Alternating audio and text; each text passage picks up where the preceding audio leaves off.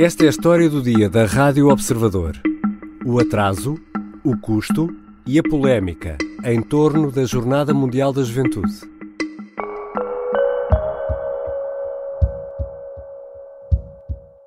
Primeira, eu soube do valor quando vi o Observador, vai ficar todo contente.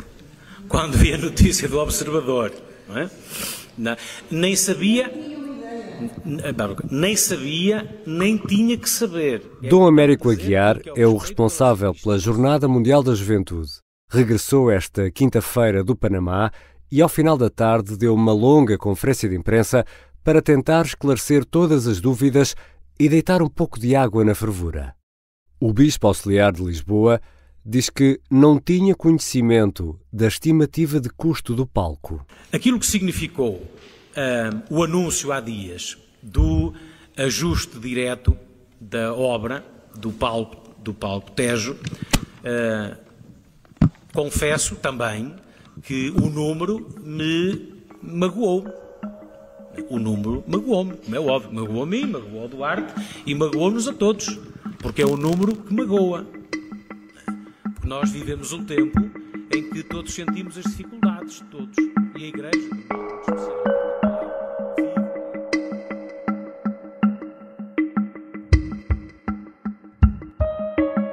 Os valores agora conhecidos fizeram estalar a polémica sobre os custos e benefícios daquele que poderá ser o maior evento de sempre em número de participantes em Portugal. Como chegamos a este ponto e nesta altura em que o relógio não para? Vou conversar com o jornalista do Observador, João Francisco Gomes, que acompanha temas ligados à religião. Foi de resto o autor da notícia que revelou o custo estimado do tal palco, 4,2 milhões de euros. Eu sou Ricardo Conceição e esta é a história do dia.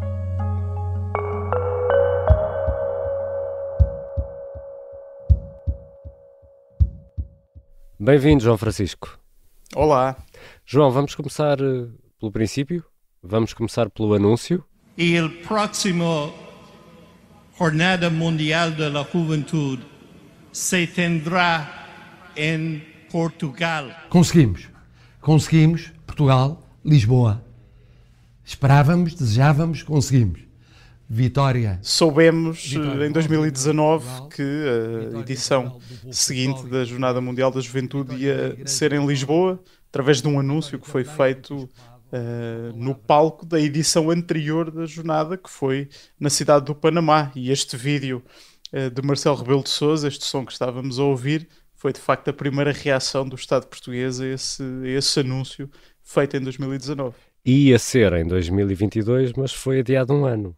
Sim, por causa da pandemia da Covid-19. E esta Jornada Mundial da Juventude é o quê, João Francisco? Bem, a Jornada Mundial da Juventude é um acontecimento da Igreja Católica, é o maior acontecimento global da Igreja Católica, cuja origem remonta à década de 80, quando o Papa João Paulo II, o Papa polaco, teve a ideia de reunir jovens católicos de todo o mundo em Roma para um encontro para debater uma série de temas que são, de facto, bastante importantes para a juventude.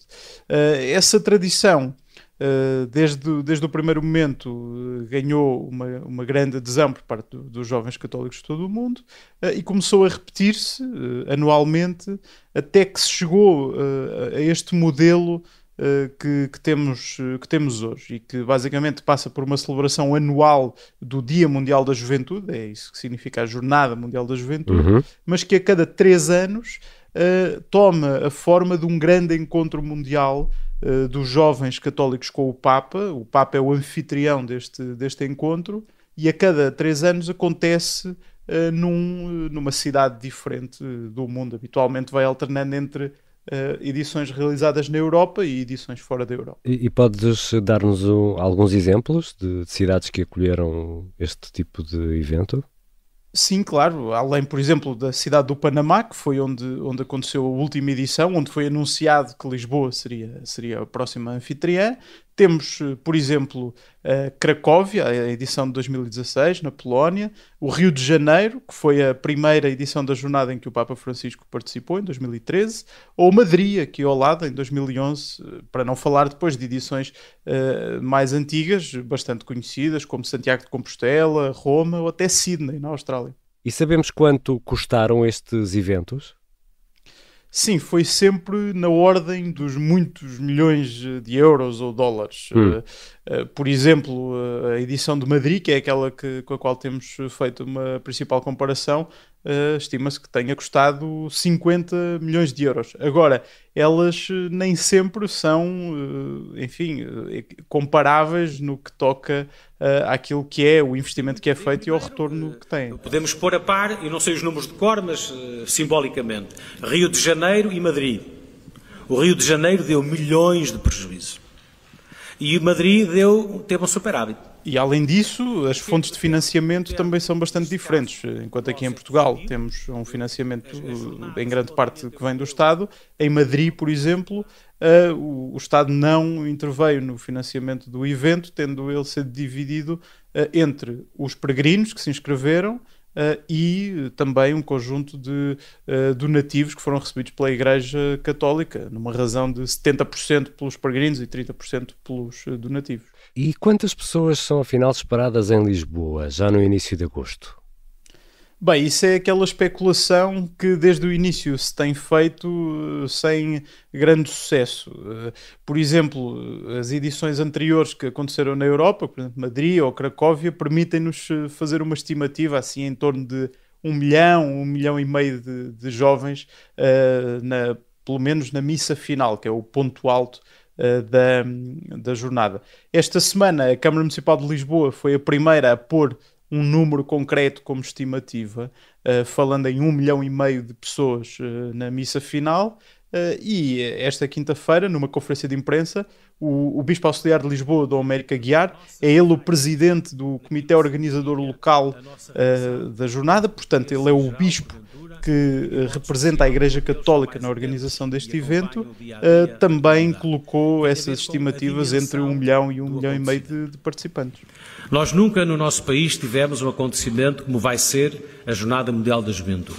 Nem juntando Web Summits, nem juntando festivais de verão, nem juntando outras coisas que possam imaginar. Nada disso tem comparação com aquilo que é a Jornada Mundial da Juventude. Já voltamos à conversa com o jornalista João Francisco Gomes. Vamos tentar perceber as polémicas em torno desta Jornada Mundial da Juventude.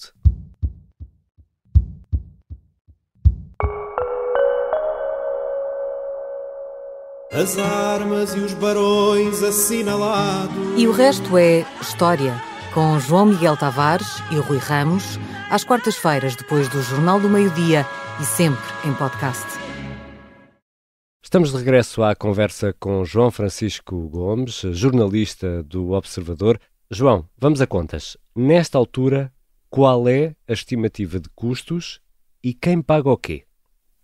Bem, é uma estimativa ainda muito difícil de fazer, porque ainda nem todas as partes divulgaram integralmente aquilo que é o seu orçamento.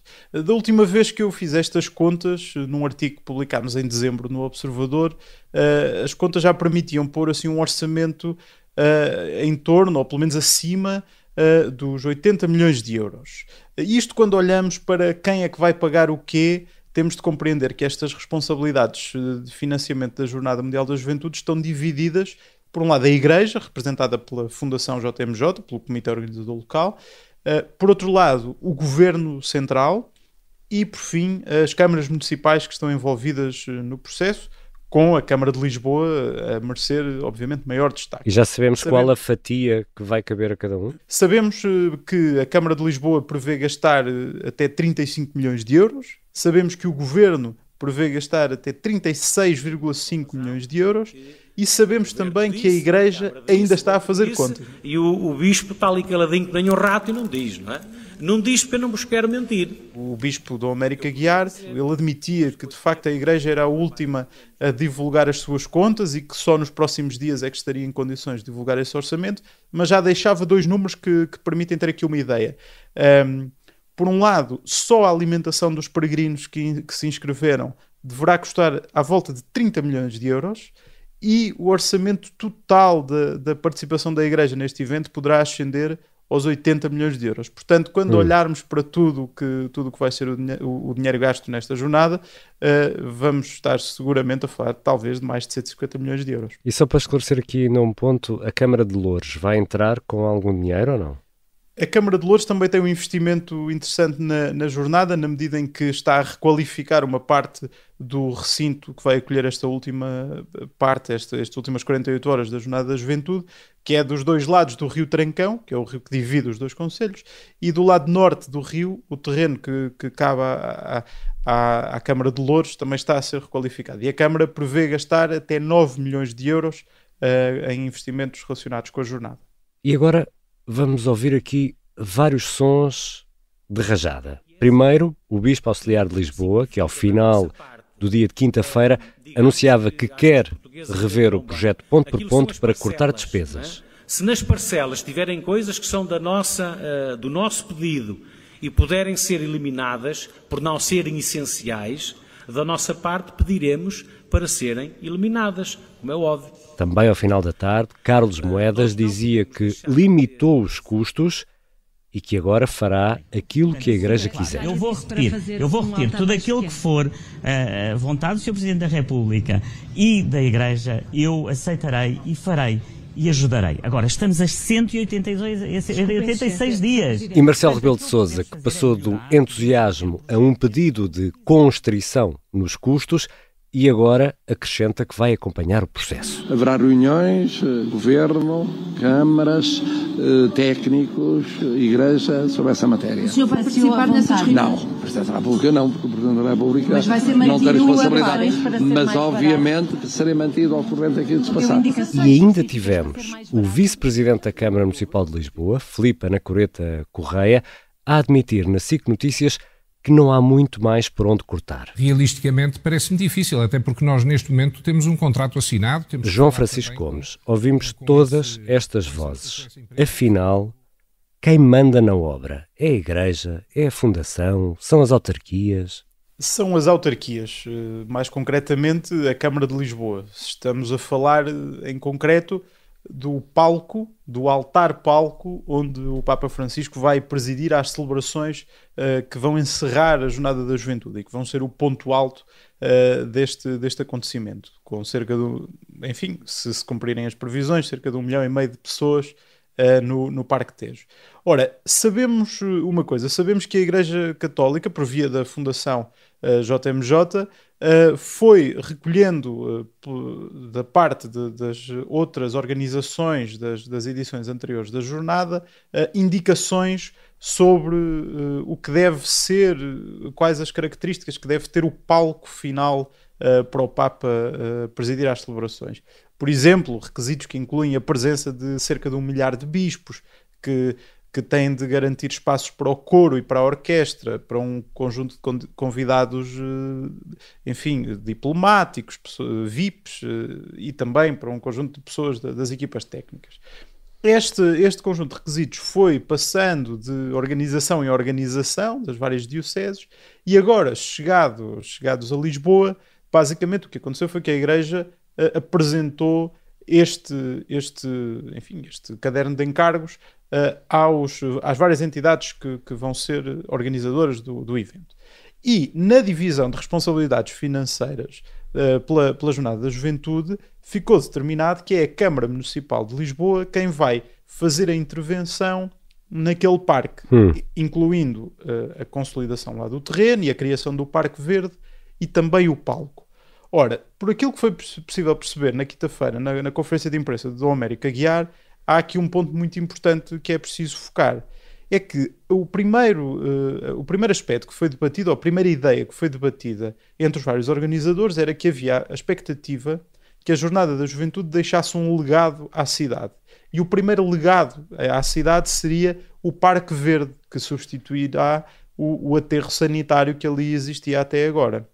No evoluir dessas conversas, segundo revelou Dom Américo Aguiar, a Câmara Municipal de Lisboa decidiu que além de ser o Parque Verde o grande legado da jornada, também devia naquele lugar ser erguido um palco, não apenas um palco provisório que fosse desmontado no final da jornada, mas algo que ficasse. Exatamente, que o palco ficasse como equipamento para a cidade para poder ser usado noutros eventos no futuro. E, portanto, a autarquia, tendo em conta esse objetivo, avançou para uma empreitada pública, enfim, da sua própria iniciativa, que, além de respeitar as características que foram trazidas pela Igreja para este evento em concreto, também tem como objetivo ficar para o futuro, depois poder ser adaptado no final da jornada e ficar para o futuro para outros eventos que a Câmara ainda não especificou quais é que poderão vir a ser, mas já se falou da Web Summit, já se falou do Rock in Rio, enfim, não há nada confirmado, mas será esse tipo de acontecimentos que poderão ali ser realizados no futuro. E há também aqui, obviamente, uma dimensão política, João Francisco. O anúncio da escolha de Lisboa é feito ainda com Fernando Medina na Câmara. Depois ficamos com a sensação, também tivemos a pandemia pelo meio, não é? Mas que ficou tudo meio parado, meio enlumbrando.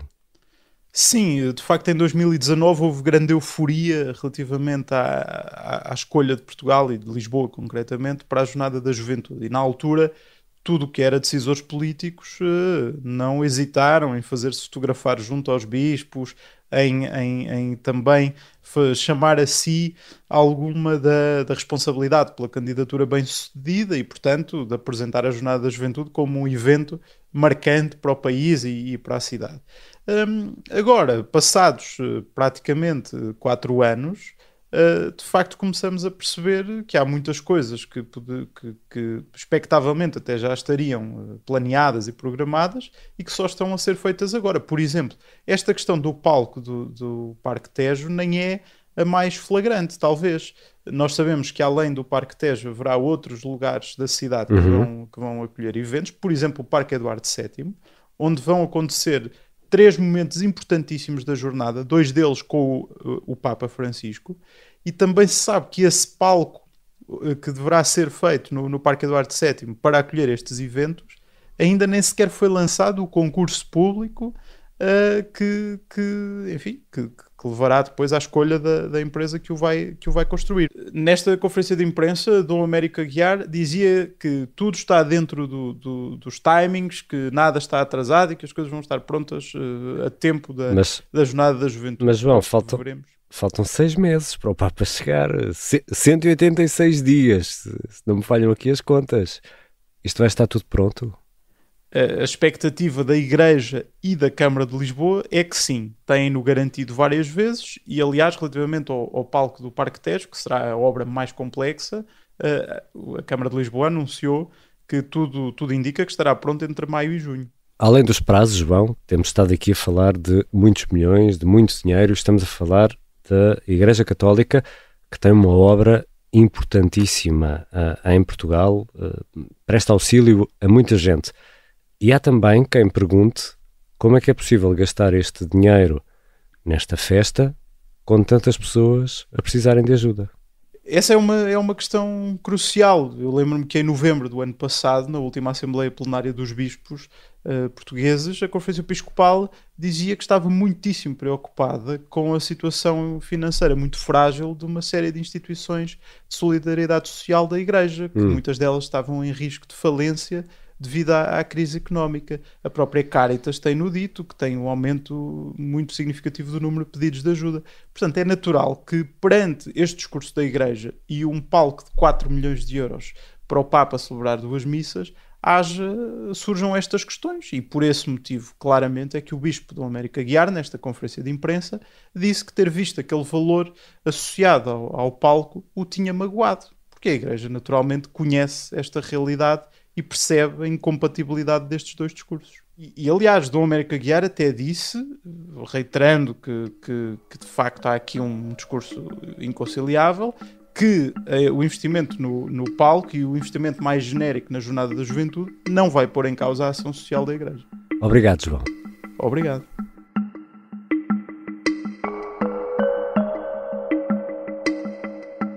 João Francisco Gomes é jornalista do Observador. Acompanha temas ligados à religião E é dele a notícia do custo estimado do palco que servirá de altar na missa de encerramento da Jornada Mundial da Juventude, celebração que será presidida pelo Papa. Esta foi a história do dia. Os sons que ouvimos de Marcelo Rebelo de Sousa, Carlos Moedas e também Ana Coreta Correia foram retirados da SIC. Este episódio contou com a colaboração do jornalista Mário Silva da Costa. A sonoplastia e a música do genérico são do João Ribeiro. Eu sou o Ricardo Conceição. Até segunda.